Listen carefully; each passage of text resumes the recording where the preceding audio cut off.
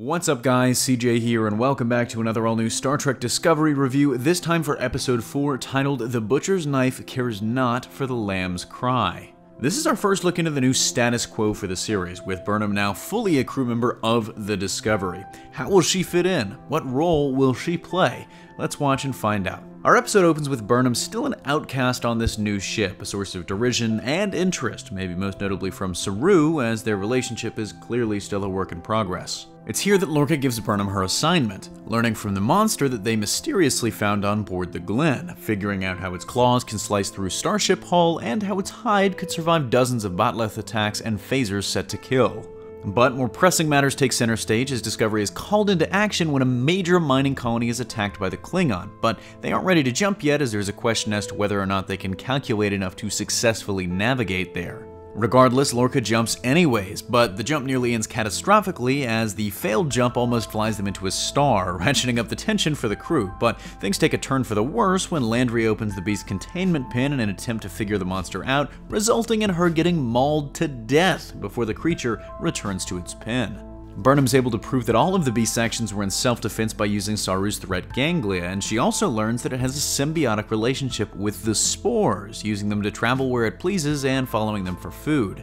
When harnessed, this allows the Discovery to jump to the colony's aid. Meanwhile, for the first time in weeks, we get the Klingon perspective, returning to Volk, still hanging out in the ruins of T'Kuvma's ship in the graveyard of the battle at Binary Stars. The ship lies stranded and the crew are starving as the engine requires parts they don't have.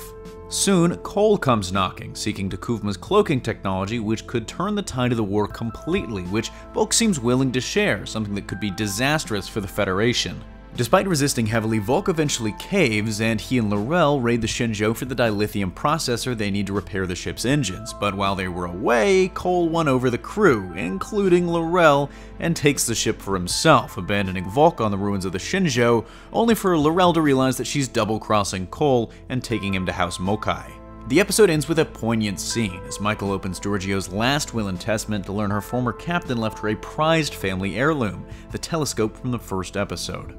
Overall, for our first episode in this new framework, which will be the norm moving forward from what we're led to believe, it was actually really solid in my opinion. I mean, the show is still straddling the line between serial and episodic formats, with this episode featuring a little bit of both. I mean, you have the Discovery having to save a key colony from the Klingon, very standalone, but at the same time it fits into the larger existing subplot structure, and also features the return of the Klingon storyline with Vulcan in the aftermath of the battle as well.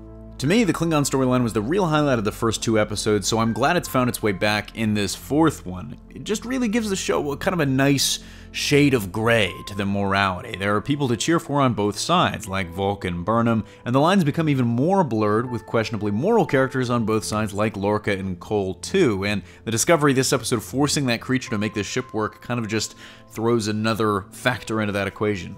While the spore drive technology is really cool, the biggest question of course has been how is this going to be taken out of the equation so that it's not around by the time of the original series of the Next Generation. And this episode I think gives us our answer, as it needs this very specific and alien creature to work. But despite this episode being mostly good, that doesn't mean it was all rosy this time around. I mean, some of the lines still feel a little tight and kind of campy when delivered by certain actors, and I don't want to put anyone on blast here, but I love Anthony Rapp and other things. So it kind of is odd that he's struggling here. It almost feels like he's still settling into his character, and I hope both of those problems improve in the near future. Overall though, I'll give this episode a 7.5 out of 10. It was a solid, compelling story, if not the best the show's had to offer so far, but far from the worst either, as this series gets settled into its new routine. Let me know what you thought of the episode in the comments section down below, but that's going to do it for me here. Thanks for watching. Don't forget to smash that like if you like what you saw, subscribe for more great content every single day, and consider turning on your notifications to be alerted every time we upload a new video. For more content, check out our website at hybridnetworkyt.com, and if you love Hybrid Network and want to take your support for the channel to the next level, please feel free to support us on Patreon as we strive to bring you the best content possible. Signing off, this is CJ, and I'll see you next time.